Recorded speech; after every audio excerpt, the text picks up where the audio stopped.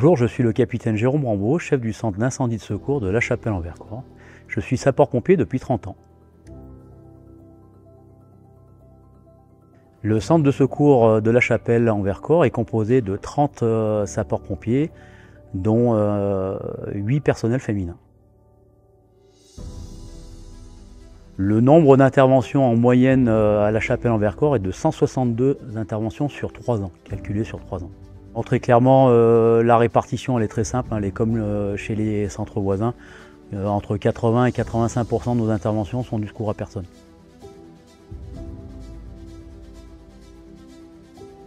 Effectivement, on a une recrudescence des interventions en période estivale, et effectivement certainement due à la population présente sur le territoire. Effectivement, nous sommes dans un centre de moyenne montagne, donc situé à La Chapelle en Vercors, sur le massif du Vercors. Nous intervenons sur 4 communes principalement, à savoir La Chapelle, siège du centre de secours, Saint-Agnand-en-Vercors, Saint-Martin-en-Vercors, Saint-Julien-en-Vercors.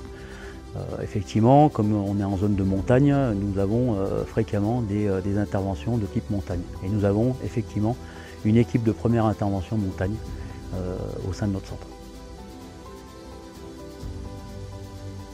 Notre centre de secours est composé de 9 véhicules. Nous avons 2 véhicules incendie, nous avons une ambulance, un véhicule de secours routier et plusieurs autres véhicules de type VL ou VLTT.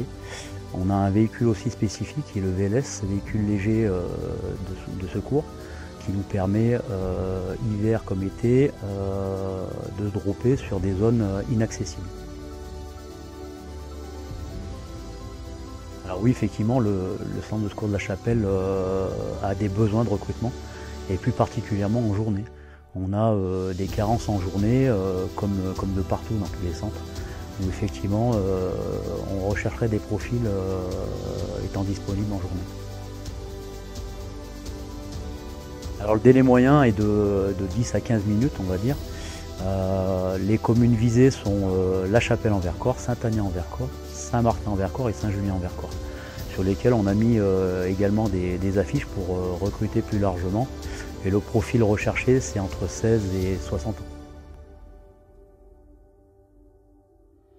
Alors déjà disponibilité, motivation, altruisme et bienveillance.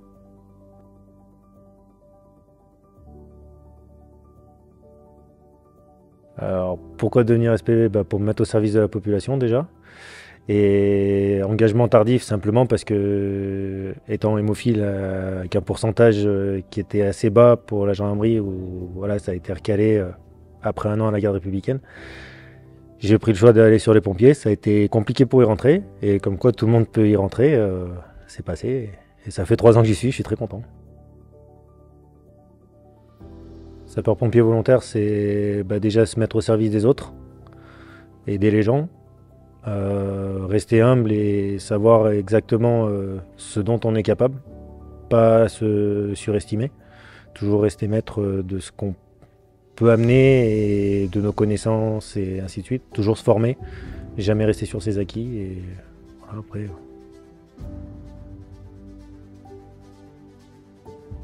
Personne qui hésiterait à s'engager? Faut pas hésiter, faut trouver une caserne, frapper à la porte, rencontrer les gens, se présenter, et si vraiment on est motivé, on peut y retrouver des valeurs, et quelque part on peut retrouver une famille, ou au moins un groupe, vraiment un groupe d'amis qui reste soudé.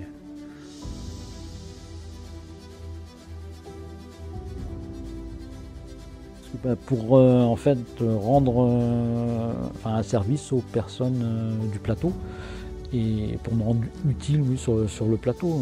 J'ai été parent d'élèves, mais ça dure qu'un temps parce que les enfants grandissent, et donc je suis parti sur les sapeurs-pompiers. Puis c'est quelque chose quand même qui me titillait depuis nombre d'années. Le premier véhicule de pompier où je suis monté, j'avais 3 ans et demi. Parce que oui, il y a plein d'avantages à être chez les pompiers, des formations, on découvre plein de choses. Pas plein de corps de métier, mais plein de diversité. Nous, en montagne, voilà, il y a beaucoup de choses. Tout l'aspect escalade, Donc au niveau des spécialités, on peut avoir, c'est intéressant, puis on rencontre du monde. Et on échange avec d'autres personnes lors des formations, lors des congrès. Donc voilà, je ne veux pas dire engage-toi et tu verras du monde, mais c'est un peu le principe.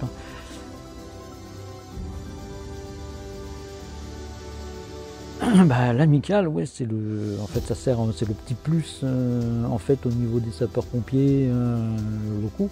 C'est pour nous permettre de nous retrouver une fois par an aussi autour du banquet de la Sainte-Barbe.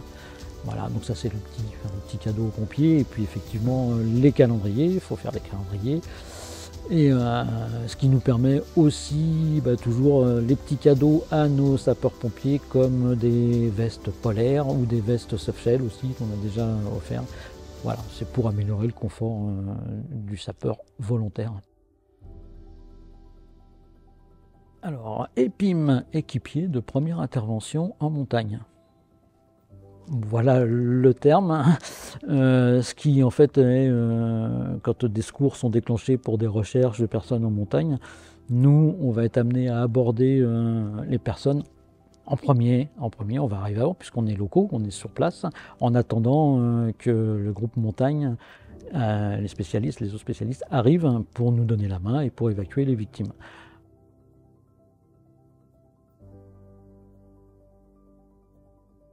Alors moi, c'était un petit peu par hasard. C'est que dans mon village, donc à Saint-Nazaire-le-Désert, ils avaient besoin de sapeurs-pompiers à l'époque. Et à chaque fois que j'entendais les pompiers sonner, je me disais pourquoi pas moi. Puis un jour, je suis allé taper à la caserne quand ça a sonné. Et on m'a fait un dossier d'engagement. Je leur dirais qu'ils ont besoin de nous, mais nous, on a besoin d'eux aussi aujourd'hui. Et c'est important qu'ils franchissent le pas de la caserne. On n'a pas besoin d'avoir des athlètes. Aujourd'hui, on a la possibilité de faire ce qu'on appelle de l'engagement différencié, c'est-à-dire soit faire que du secours à personne, soit faire toutes les missions. Et ça, je pense que c'est une belle avancée pour ce qui nous a permis justement de recruter des personnes qui hésitaient à franchir le pas de la caserne. En général, ils ont plus peur de l'incendie, et l'incendie fait peur, mais l'incendie, c'est un pourcentage très minime au niveau de nos missions. Donc il ne faut pas avoir peur, on fait beaucoup de secours à personne, on a beaucoup de contacts humains et c'est une très belle aventure. Donc moi j'incite tout le monde à franchir le pas de la caserne.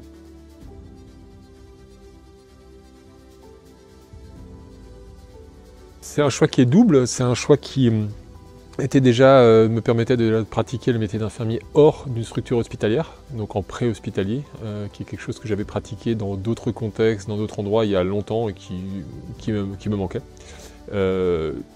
Personnellement j'avais envie d'ajouter une corde à mon arc et de pratiquer le pré-hospitalier. Et la deuxième chose, c'est que ça me semblait être quelque chose qui tenait du service public étendu, et que dans ma pratique je pouvais participer au service public de cette manière-là. Donc à la fois une envie personnelle et puis un peu un impératif, un peu moral presque, pour pouvoir offrir à la population de la zone une aide dans les moments les plus compliqués. Ici, quand on part, souvent on ne sait pas sur quoi on va partir. Il y a un petit côté presque aventure, ou en tout cas inattendu, qui est quand même dans la répétition, qui est quand même intéressant, quoi. Je conseille aux gens qui commencent un peu à tourner en rond peut-être dans leur métier, à penser qu'ils peuvent peut-être proposer ce service à leur population, à la population de la commune, du village ou de la ville dans laquelle ils sont, et aussi avoir une exigence envers eux-mêmes lorsqu'on s'ennuie un peu dans son métier, de se renouveler, de faire quelque chose d'un peu plus demandant, parce qu'on est quand même sans le médecin, on est quand même en autonomie, donc c'est quelque chose qui peut être stressant. Et je pense que ça peut faire du bien à pas mal de gens. Autant ça fait du bien à la population, parce que du coup il y a quelqu'un de compétent en plus de disponible, mais ça fait aussi du bien aux gens. Je pense que c'est une spécialité qui fait du bien, ouais.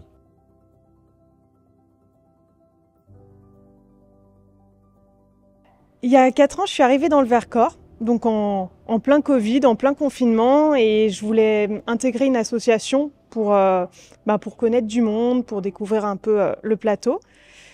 Et en plein Covid, il n'y avait pas grand-chose. Et c'est vrai qu'un jour, je suis allée chez mon voisin, il m'a parlé des pompiers volontaires. Et ça m'a tout de suite plu. Je dis, bon, pourquoi pas moi, je vais essayer, je vais prendre contact. Et donc, c'est comme ça qu'il y a 3 ans, l'aventure a commencé. Et avant tout, c'est un engagement. Voilà, c'est prendre du temps pour se mettre au service de la population. Après, c'est quelque chose d'enrichissant. En fait, je pense qu'on essaye d'apporter quelque chose aux personnes, mais ils nous apportent aussi beaucoup. Voilà, c'est un échange.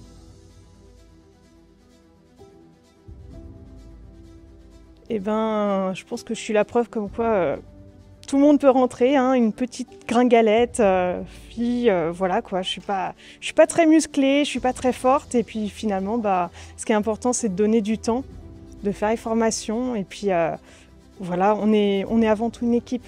Moi, c'est ce qui me plaît avant tout, c'est que s'il y a quelque chose qui est trop difficile, il y en a aussi, ils peuvent plus porter que d'autres. Voilà, on est une équipe, on travaille ensemble.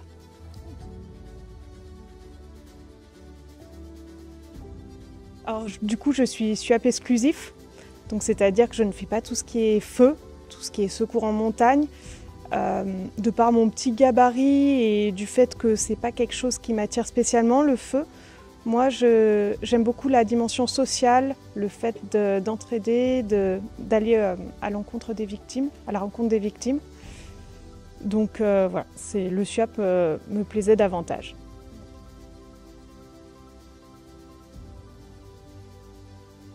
Les sapeurs-pompiers sont dévoués. Ils aiment se mettre au service des gens. Pour devenir sapeur-pompier, il suffit de donner du temps. Les sapeurs-pompiers ne sont pas des super-héros comme on pourrait le penser. Le plus beau dans notre activité, c'est la diversité des interventions.